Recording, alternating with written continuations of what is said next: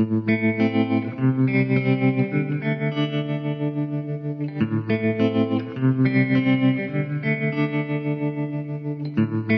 & Schuster Audio presents Steve Jobs, written by Walter Isaacson, read by Dylan Baker, with an introduction read by the author.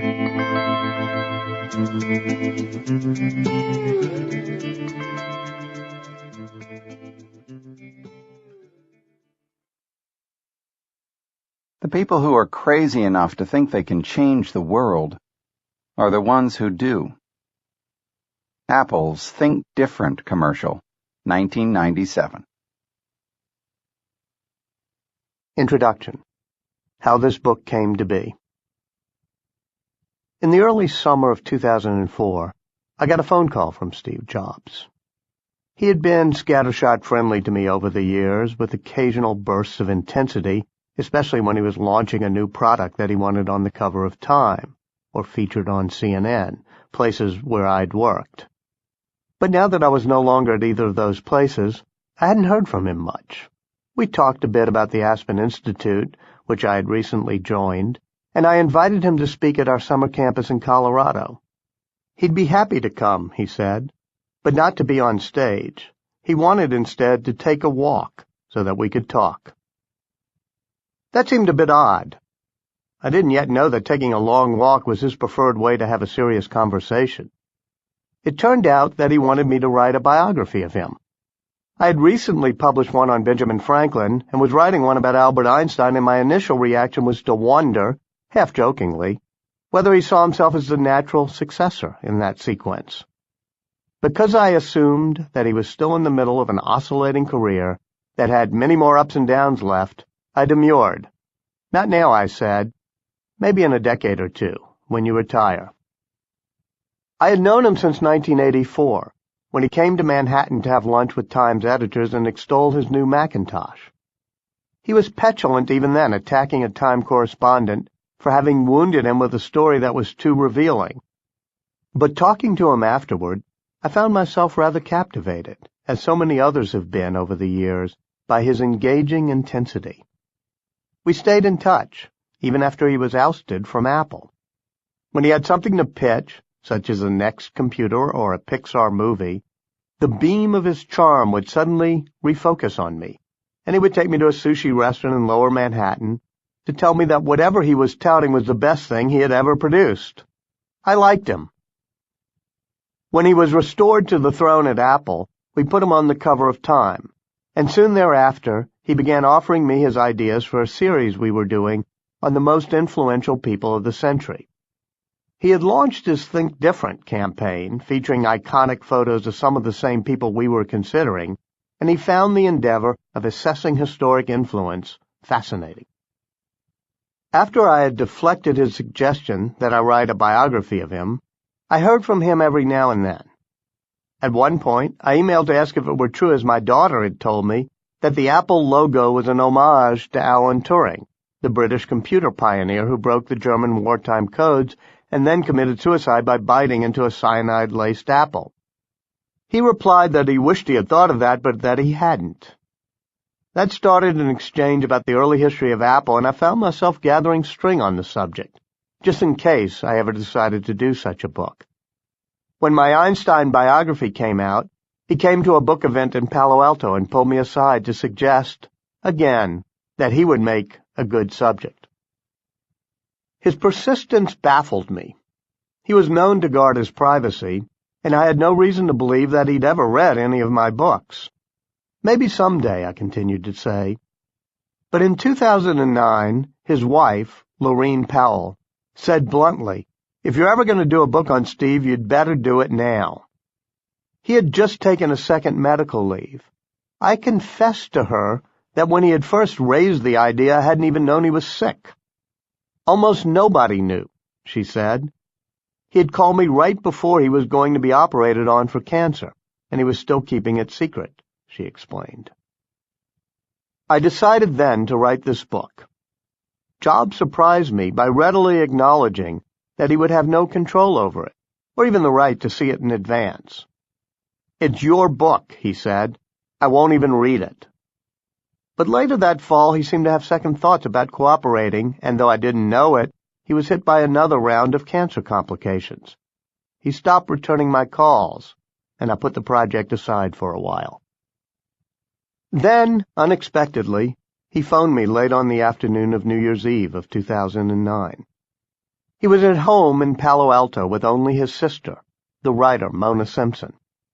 His wife and their 3 children had taken a quick trip to go skiing, but he was not healthy enough to join them.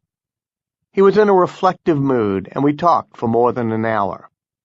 He began by recalling that he had wanted to build a frequency counter when he was 12, and he was able to look up Bill Hewlett, the founder of HP, in the phone book and call him to get parts.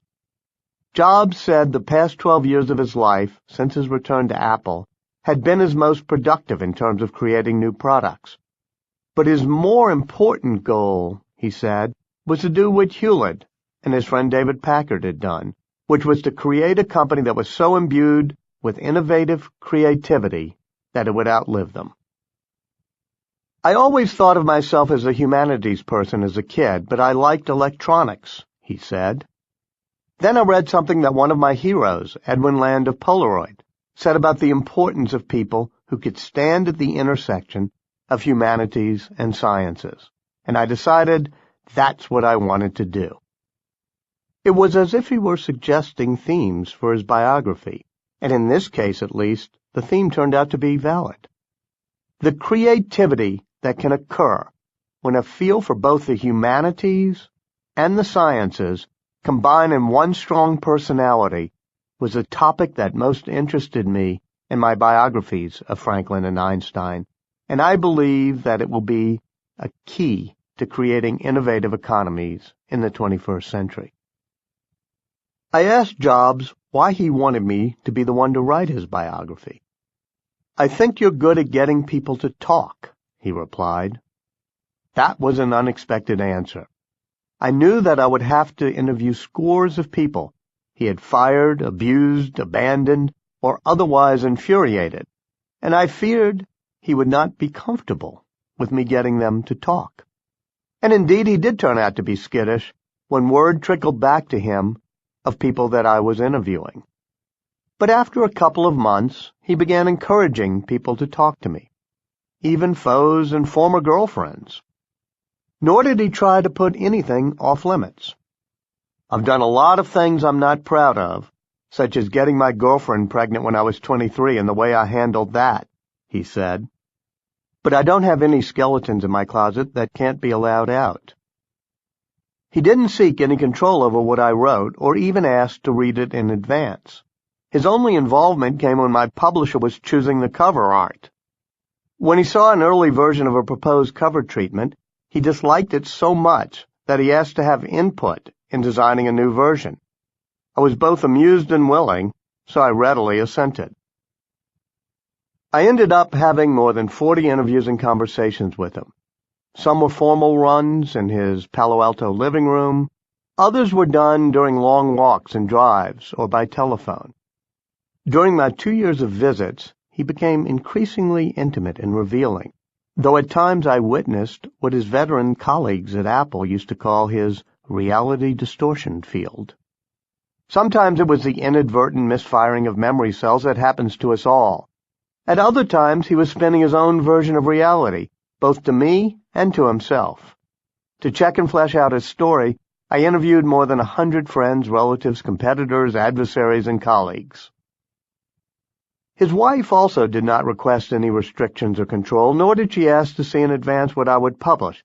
In fact, she strongly encouraged me to be honest about his failings as well as about his strengths. She is one of the smartest and most grounded people I've ever met. There are parts of his life and personality that are extremely messy, and that's the truth, she told me early on. You shouldn't whitewash it. He's good at spin, but he also has a remarkable story, and I'd like to see that it's all told truthfully. I leave it to the listener to assess whether I have succeeded in this mission. I'm sure there are players in this drama who will remember some of the events differently, or think that I sometimes got trapped in Jobs' distortion field. As happened when I wrote a book about Henry Kissinger, which in some ways was good preparation for this project, I found that people had such strong positive and negative emotions about Jobs that the Rashomon effect was often evident. But I've done the best I can to balance conflicting accounts fairly and to be transparent about the sources I used. This is a book about the roller coaster life and searingly intense personality of a creative entrepreneur whose passion for perfection and ferocious drive revolutionized 6 industries: personal computers, animated movies, music, phones, tablet computing, and digital publishing. You might even add a 7th, retail stores, which Jobs did not quite revolutionize, but he did reimagine.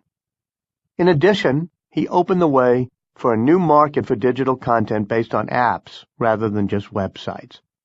Along the way, he produced not only transforming products, but also, on his second try, a lasting company endowed with his DNA that is filled with creative designers and daredevil engineers who could carry forth his vision.